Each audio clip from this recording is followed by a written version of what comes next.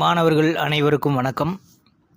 2023ஆம் ஆண்டு நடைபெற்ற 9ஆம் வகுப்பு மாணவர்களுக்கான ட்ரஸ்ட் தேர்வின் அசல் வினாத்தாளில் அறிவியல் பாடப்பகுதியிலிருந்து கேட்கப்பட்டிருக்கும் வினா எண் 26 முதல் 50 வரையிலான 25 வினாக்களின் விடைகளை பற்றி இந்த வீடியோவில் பார்க்கலாம். Welcome to Mani math board.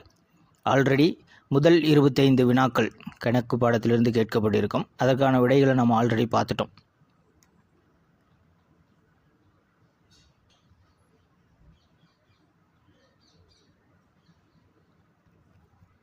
கேள்வி எண் 26. காந்த அச்சானது புவியின் அச்சிற்கு டேஸ் சாய்வாக அமைந்துள்ளது. சரியான விடை ஆப்ஷன் 2. 10 டிகிரி முதல் 15 டிகிரி வரை சாய்வாக அமைந்துள்ளது.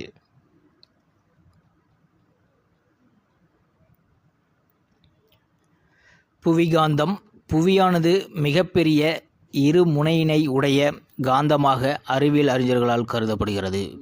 இந்த பாடத்தலைப்பில் தான் இந்த வினா எடுக்கப்பட்டிருக்கு. காந்த அச்சானது புவியின் அச்சிற்கு 10 டிகிரி முதல் 15 டிகிரி வரை சாய்வாக அமைந்துள்ளது. இதுதான் புவிகாந்தம்.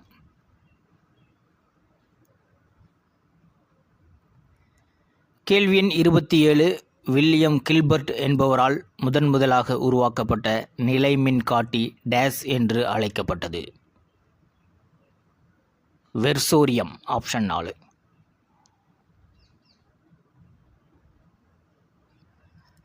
ரொம்ப எளிமையான வினா. உங்களுக்கு தெரியுமா என்ற பாடப்பகுதியிலிருந்து அப்படியே கொடுத்துருக்காங்க. 1600ஆம் ஆண்டு வில்லியம் கில்பர்ட் என்பவரால் உருவாக்கப்பட்ட நிலை மின்காட்டி வெர்சோரியம் என்று அழைக்கப்பட்டது. தாங்கி ஒன்றிலிருந்து தொங்கவிடப்பட்டிருந்த உலோக ஊசியே வெர்சோரியம் என்று அழைக்கப்பட்டது. இந்த உலோக ஊசியானது அதன் அருகே கொண்டு வரப்படும் மின்னூட்டம் பெற்ற பொருள்களால் ஈர்க்கப்படும்.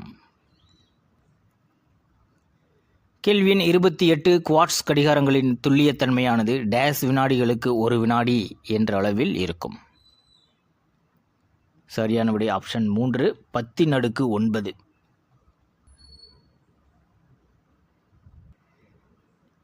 செயல்படும் முறையின் அடிப்படையில் கடிகாரத்தின் வகைகள் 2. ஒன்று குவார்ட்ஸ் கடிகாரங்கள், மற்றொன்று அணுக்கடிகாரங்கள். இவை குவார்ட்ஸ் எனப்படும் படிகத்தினால் கட்டுப்படுத்தப்படும் மின்னணு அலைவுகள் மூலம் இயங்குகின்றன. அண்டர்லைன் பண்ணிக்கிறது பாருங்கள். இக்கடிகாரங்களின் துல்லியத்தன்மையானது 10⁻⁹ வினாடிக்கு 1 வினாடி என்ற அளவில் இருக்கும். அணுக்கடிகாரங்கள் பார்த்தீங்க அப்படின்னா இவை 10⁻13 வினாடிக்கு 1 வினாடி என்ற அளவில் துல்லியத்தன்மை கொண்டது. இப்போ ரெண்டையுமே மாணவர்கள் நினைவில் வச்சுக்கணும். கேள்வி எண் 29. பொருந்தாத ஒன்றை தேர்ந்தெடுக்கவும். வெப்ப ஆற்றல் காரணமாக பொருள்களின் நிலைகளில் ஏற்படும் மாற்றம். திரவம் வாயுவாக மாறுதல் அப்படிங்கிறது படிதல்னு சொல்லியிருக்காங்க. இது தவறு. திடப்பொருள் திரவமாதல் உருகுதல்னு சொல்லியிருக்காங்க. இது கரெக்டு. வாயு திரவமாக மாறுதல் குளிர்தல், இதுவும் சரி. 4வது ஆப்ஷனில் திரவம் திடப்பொருளாக மாறுதல் உறைதல்னு சொல்லியிருக்காங்க. இதுவும் கரெக்டு தான். இப்போ பொருந்தாத ஒன்று ஆப்ஷன் 1. முதல் ஆப்ஷனில் திரவம் வாயுவாக மாறுதல், அதுக்கு படிதலுக்கு பதிலாக ஆவியாதல்னு சொல்லியிருந்தால் சரியாக இருந்திருக்கும். இப்போ பாருங்கள், நமக்கு புத்தகத்தில் கொடுத்துருக்காங்க. திடப்பொருள் திரவமாக மாறுதல் அப்படின்னா அது உருகுதல். திரவம் வாயுவாக மாறுதல் என்பது ஆவியாதல். திடப்பொருள் வாயுவாக மாறுதல் பதங்கமாதல். வாயு திரவமாக மாறுதல் என்பது குளிர்தல். திரவம் திடப்பொருளாக மாறுதல் என்பது உறைதல். வாயு திடப்பொருளாக மாறுதல் என்பது தான் படிதல்.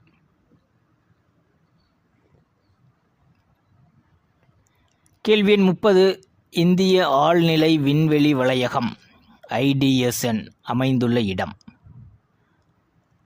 பைலாலு ஆப்ஷன் 3.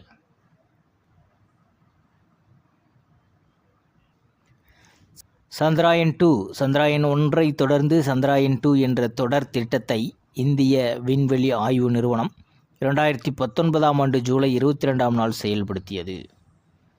இதில் பாருங்கள், சுற்றுக்களம் ஆர்பிட்டர். இது நிலவினை சுற்றி வரக்கூடியது. மேலும் கர்நாடக மாநிலத்தில் பைலாலு என்னும் இடத்தில் உள்ள இந்திய ஆழ்நிலை விண்வெளி வளையகத்துடனும், அதாவது Indian deep space network IDSN, Vikram எனப்படும் தரையிறங்கியுடனும் தகவல் பரிமாற்றம் செய்யும் திறன் படைத்தது. இப்போ எங்கே இருக்குது? பைலாலு. சரிங்களா? கேள்வி எண் 31. ஒரு ஒலி 50 ஹெர்ட்ஸ் அதிர்வெண் மற்றும் 500 மீட்டர்/செகண்ட் வேகத்தை கொண்டுள்ளது. ஒலியின் அலைநீளம் என்ன அப்படின்னு கேட்டிருக்காங்க. இந்த மூன்றையும் தொடர்பு படுத்துகின்ற ஃபார்முலா நமக்கு நல்லாவே தெரியும். ஒலியின் வேகம் அவற்றுக்கான ஃபார்முலா V = n × λ. நமக்கு ஒலியின் வேகம் கொடுத்துட்டாங்க, அதிர்வெண் n கொடுத்துட்டாங்க, அலைநீளம் லேம்டா தான் கண்டுபிடிக்கணும். இப்போ லேம்டா = V/n. சப்ஸ்டியூட் பண்ணுங்கள். 500/50 வரும். 500ஐ 50ஆல் வகுக்கும்போது 10 கிடைக்கும். அலைநீளத்தின் அலகு மீட்டர். ஸோ 10 மீட்டர் என்பது தான் சரியான விடை. ஆப்ஷன் 2. கேள்வி எண் 32. மழைத்துளிகள் இயற்கையாகவே கோள வடிவத்தை பெற்றிருப்பதற்கான காரணம். பரப்பு இழுவிசை.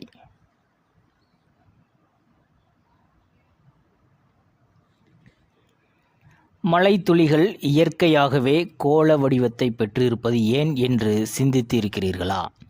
மரங்கள் மற்றும் தாவரங்களில் புவியீர்ப்பு விசைக்கு எதிராக வேரிலிருந்து நீர் எவ்வாறு மேலே செல்கிறது? இவை யாவும் பரப்பு இழுவிசை காரணமாகவே நடைபெறுகின்றன.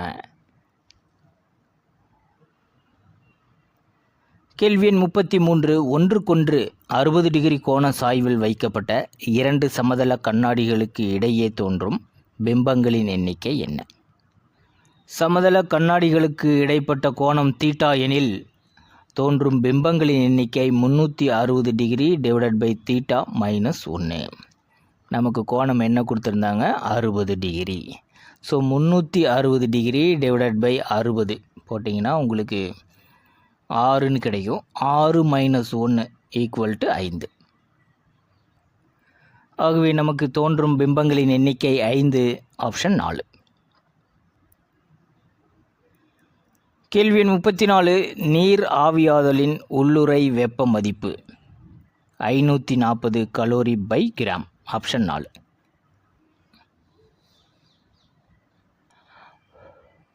நீர் ஆவியாதலின் உள்ளுறை வெப்பம். நீரானது 100 டிகிரி செல்சியஸ் வெப்பநிலையை அடையும் போது அது திரவ நிலையிலிருந்து வாயு நிலைக்கு மாற்றமடைகிறது. எனினும் நீரின் வெப்பநிலை 100 டிகிரி செல்சியஸுக்கு மேல் உயராது. ஏனெனில் கொடுக்கப்படும் வெப்ப ஆற்றல் கொதிக்கும் நீரின் இயற்பியல் நிலையை மட்டுமே மாற்றுகிறது. இந்த வெப்ப ஆற்றல் நீராவியினுள் சேமிக்கப்படுகிறது. எனவே இது நீர் ஆவியாதலின் உள்ளுறை வெப்பம் எனப்படுகிறது. நீராவியானது மிகவும் அதிக ஆவியாதலின் உள்ளுறை வெப்பத்தை கொண்டுள்ளது. அதன் மதிப்பு 540 கலோரி/கிராம் அல்லது 2268 ஜூல்/கிராம் ஆகும்.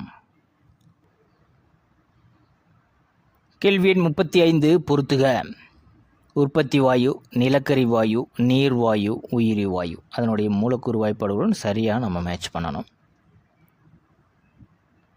உற்பத்தி வாயு கார்பன் மோனாக்சைடு + நைட்ரஜன். நிலக்கரி வாயு ஹைட்ரஜன் + மீத்தேன் + கார்பன் மோனாக்சைடு. நீர்வாயு கார்பன் மோனாக்சைடு + ஹைட்ரஜன். உயிரி வாயு மீத்தேன் + கார்பன் டை ஆக்சைடு. ஆகவே சரியான விடை ஆப்ஷன் 2. பிற எரிபொருள் வாயுக்களில் உற்பத்தி வாயு.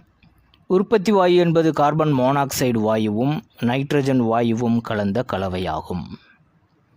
நிலக்கரி வாயு இது ஹைட்ரஜன், மீத்தேன் மற்றும் கார்பன் டை ஆக்சைடு ஆகியவற்றை கொண்ட ஒரு கலவையாகும். நீர்வாயு இது கார்பன் மோனாக்சைடு மற்றும் ஹைட்ரஜன் வாயுக்களின் கலவையாகும். உயிரி வாயு உயிரி வாயு என்பது மீத்தேன் மற்றும் கார்பன் டை ஆக்சைடு வாயுக்களின் கலவையாகும். இந்த 4ஐயுமே மாணவர்கள் மெமரி பண்ணிக்கணும். கேள்வி எண் 36. கீழ்கண்டவற்றுள் செம்பழுப்பு நிற வாயு டேஸ். Nitrogen dioxide. Option 1. Highlight பண்ணியிருக்கிறத மட்டும் கவனிங்க. ஒரு உலர்ந்த சோதனை குழாயில் லெட் நைட்ரேட் உப்பினை எடுத்துக்கொண்டு சுடரின் மீது காண்பித்து கவனமாக வெப்பப்படுத்தி நிகழும் மாற்றங்களை உற்று நோக்கவும். படபட என வெடிக்கும் ஒளி உருவாவதையும் செம்பழுப்பு நிற வாயு வெளிவருவதையும் காணலாம். இந்த செம்பழுப்பு நிற வாயு அப்படிங்கிறது நைட்ரஜன் டை ஆக்சைடு.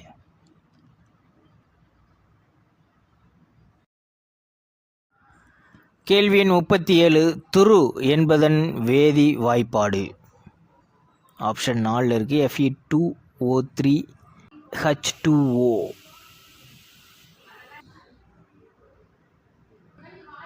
துருப்பிடித்தல் காற்று மற்றும் ஈரப்பதத்தின் முன்னிலையில் இரும்பு அதனுடைய நீரேறிய ஆக்சைடாக மாறும் நிகழ்வு துருப்பிடித்தல் எனப்படும். துரு என்பது நீரேறிய இரும்பு 2 ஆக்சைடு ஆகும். பாருங்கள், அந்த மூலக்கூறு வாய்ப்பாடு கொடுத்துருக்காங்க. Fe2O3 + XH2O வினை புரிந்து எதை தருதுன்னா Fe2O3XH2O. இதுதான் துரு மூலக்கூறு வாய்ப்பாடு. இதில் எக்ஸ் அப்படிங்கிறது வேறுபட்ட நீர் மூலக்கூறுகளின் எண்ணிக்கையை குறிக்கிறது.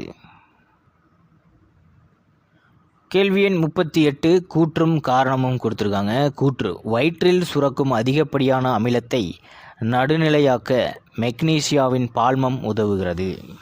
இந்த கூற்று சரி. காரணம்: மெக்னீசியாவின் பால்மம் வலிமை குறைந்த காரமான மெக்னீசியம் ஹைட்ராக்சைடை கொண்டுள்ளது. காரணமும் சரி. கூற்று சரி, மேலும் காரணம் கூற்றை விளக்குகிறது. ஆப்ஷன் 3. கேள்வி எண் 39. விட்ரியால் எண்ணெய் எனப்படுவது கந்தக அமிலம்.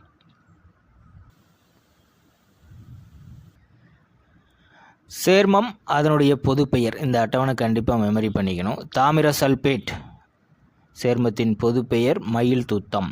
இரும்பு சல்ஃபேட் அல்லது ஃபெரஸ் சல்ஃபேட் பொது பெயர் பச்சை தூத்தம். பொட்டாசியம் நைட்ரேட்டின் பொது பெயர் சால்ட் பீட்டர். கந்தக அமிலத்தின் பொது பெயர் விட்ரியால் எண்ணெய்.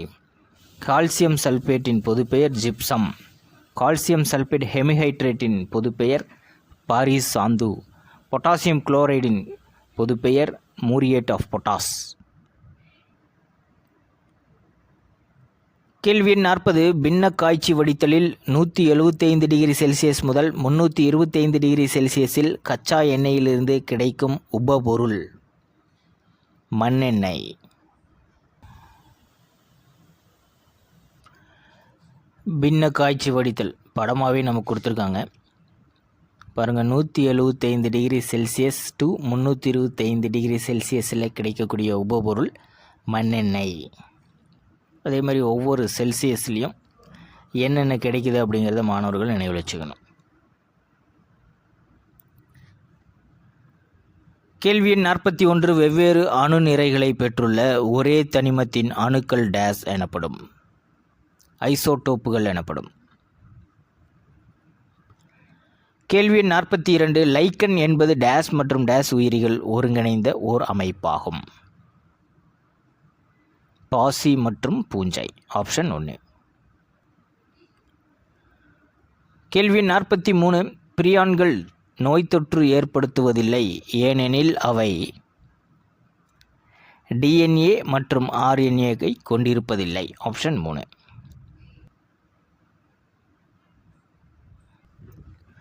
பிரியான்கள் பாடத்தலைப்பில் எடுத்த உடனே கொடுத்துருக்காங்க. பிரியான் என்ற சொல் புரதத்தாலான தொற்று துகள் என்ற வார்த்தையிலிருந்து பெறப்பட்டது. பிரியான்கள் டிஎன்ஏ மற்றும் ஆர்என்ஏவை கொண்டிருப்பதில்லை, எனவே இவை நோய் தொற்று ஏற்படுத்துவதில்லை. பிரியான்கள் என்பவை பொதுவாக திடீர் மாற்றமடைந்த தீங்கு தராத புரதங்களாகும். கேள்வி எண் 44. பொறுத்துக. கோனிஃபெரல்ஸ் கூம்பு வடிவ பசுமை மாறா தாவரங்கள். சைக்கடேல்ஸ் நேரான கிளைகள் இல்லாத சிறிய தாவரங்கள். நீட்டேல்ஸ் சிறிய வகை தொகுப்பு தாவரங்கள். ஜிங்கோயல்ஸ் விசிறி வடிவ இலைகளை உடைய தாவரங்கள். சரியான விடை ஆப்ஷன் 4.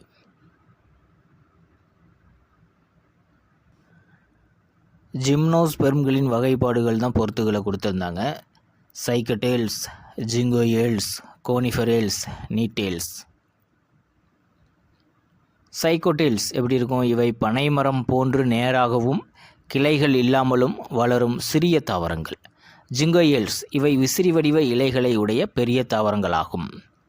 கோனிஃபெரல்ஸ் இவை கூம்பு வடிவ பசுமை மாறா தாவரங்கள். நீட்டில்ஸ் இவை சிறிய வகை தொகுப்பு தாவரங்கள். கேள்வி 45. மனிதனின் சிறுகுடலில் வாழும் பாக்டீரியா. ஏ கோலை. கச இலைகளின் எண்ணிக்கை மற்றும் அமைவிடத்தின் அடிப்படையில் பாக்டீரியாக்கள் பாருங்கள். சில வகையான பாக்டீரியங்கள் கூட்டுயிர் வாழ்க்கை முறையை மேற்கொள்கின்றன. எடுத்துக்காட்டு மனிதனின் சிறுகுடலில் வாழும் ஏ கோலை. கேள்வி 46. உயிரியல் பூச்சிக்கொல்லியாக பயன்படும் பூஞ்சை. ட்ரைகோடெர்மா விரைடு. உயிரி கட்டுப்பாட்டு முறைகளில் உயிரி கொன்றுண்ணிகள், அதில் உயிரி பூச்சிக்கொல்லிகள், உயிரி பூஞ்சை உயிரி பூச்சிக்கொல்லிகள், பாக்டீரியா உயிரி பூச்சிக்கொல்லிகள், உயிரி பூச்சி விரட்டி, உயிரி உரங்கள் கொடுத்துருப்பாங்க. பூஞ்சை உயிரி பூச்சிக்கொல்லிகளில் பாருங்கள், ட்ரைகோடெர்மா விரைடு என்பது உயிரியல் பூச்சிக்கொல்லியாக பயன்படும் ஒரு பூஞ்சையாகும். பூஞ்சைகளால் ஏற்படும் வாடல், இலைத்துரு நோய் மற்றும் வேர் நோய் போன்ற பல வகை நோய்களை கட்டுப்படுத்த இது பயன்படுகிறது. கேள்வி 47. விண்வெளி பயணத்தின் போது மனித கழிவுகளை மட்கச் செய்ய பயன்படுவது. குளோரெல்லா ஃபைரினாய்டோசா. ஆப்ஷன் 1. கேள்வி 48. பொறுத்துக. கண்ணின் பாகங்கள் கொடுத்துருக்காங்க. கன்ஜக்டிவா கண்ணை ஈரமாகவும் தெளிவாகவும் வைக்கிறது. அக்வஸ் திரவம் லென்ஸுக்கும் வெளிவெண் படலத்துக்கும் ஊட்டமளிக்கிறது. கண் பாவை ஒளியை கண்ணின் உள்ளே அனுப்புகிறது. ஸ்கிலிரா கண்ணின் உள் பாகங்களை பாதுகாக்கிறதுன்னு கொடுத்துருக்கணும், பாதிக்கிறதுன்னு கொடுத்துருக்காங்க. அது பிரிண்ட் மிஸ்டேக்காக கூட இருக்கலாம். ஸ்கிலிராவோட பணி கண்ணின் உள் பாகங்களை பாதுகாக்கிறது. ஆகவே கேள்வி 48க்கான சரியான விடை ஆப்ஷன் 3. கேள்வி 49. ஒரு குறிப்பிட்ட இனம் அழியும் தருவாயில் உள்ளது என்பதை தீர்மானிக்கும் சரியான காரணிகளை தேர்ந்தெடுக்கவும். சிற்றினங்கள் அழியும் தருவாயில் உள்ளதை தீர்மானிக்கிறது எது அப்படின்றத கொடுத்துருக்காங்க. சிற்றினங்கள் காணப்படும் புவியியல் எல்லை குறைதல், சிற்றினங்களின் மொத்த எண்ணிக்கை குறைதல், அதாவது 50க்கும் குறைவாக இருத்தல், சிற்றினங்களின் மொத்த எண்ணிக்கை குறைந்திருத்தல் அல்லது அடுத்த 10 ஆண்டுகளில் 80% அதிகமாக குறையக்கூடிய நிலை. சிற்றினங்களின் மொத்த எண்ணிக்கை 250க்கும் குறைவாக இருந்து கடந்த 3 ஆண்டுகளில் 25% அதிகமாக குறையக்கூடிய நிலை. வனப்பகுதிகளில் அவை அழிவதற்கான அதிகபட்ச வாய்ப்பு இருத்தல். 3 காரணிகள் கொடுத்துருக்காங்க, ABC அப்படின்னு. அதில் சரியான காரணிகள் எதுன்னு கண்டுபிடிக்கலாம். ஏ அப்படிங்கிற காரணி, சிற்றினங்களின் மொத்த எண்ணிக்கை 150க்கும் குறைவாக இருத்தல். இது தவறு, 50க்கு குறைவாக இருக்கணும். பி அடுத்த காரணி, சிற்றினங்களின் மொத்த எண்ணிக்கை 250க்கும் குறைவாக இருந்து 3 ஆண்டுகளில் 25%க்கும் அதிகமாக குறையக்கூடிய நிலை. இதுவும் கரெக்டு தான். சி அப்படிங்கிற காரணி, சிற்றினங்களின் மொத்த எண்ணிக்கை அடுத்த 10 ஆண்டுகளில் 80%க்கும் அதிகமாக குறையக்கூடிய நிலை. இதுவும் சரிதான். சரியான காரணிகள் அப்படின்னா பி மற்றும் சி. ஆப்ஷன் 2. கேள்வி 50. டேஸ் கண்ணின் பாவையை அகலமாக்குகின்றன. ரேடியல் தசைகள். ஆப்ஷன் 4. கண்ணின் கருவிழியில் 2 ஜோடி தசைகள் உள்ளன. கண் பாவையிலிருந்து மிதிவண்டியின் ஆரம் ஸ்போக் போன்று வெளியேறும் ரேடியல் தசைகளும் வட்ட தசைகளும் காணப்படுகின்றன. ரேடியல் தசைகள் கண்ணின் பாவையை அகலமாக்குகின்றன. வட்ட தசைகள் கண்ணின் பாவையை சிறியதாக மாற்றுகின்றன. அவ்வளோதான். அறிவியல் பாடத்திலிருந்து கேட்கப்பட்டிருந்த 25 வினாக்களின் விடைகளையும் நம்ம பார்த்துட்டோம். ட்ரஸ்ட் 2023ஆம் ஆண்டுக்கான சமூக அறிவியல் பாடத்திலிருந்து கேட்கப்பட்ட 25 வினாக்களின் விடை விளக்கங்களை பற்றி அடுத்த வீடியோவில் பார்க்கலாம். தேங்க்யூ.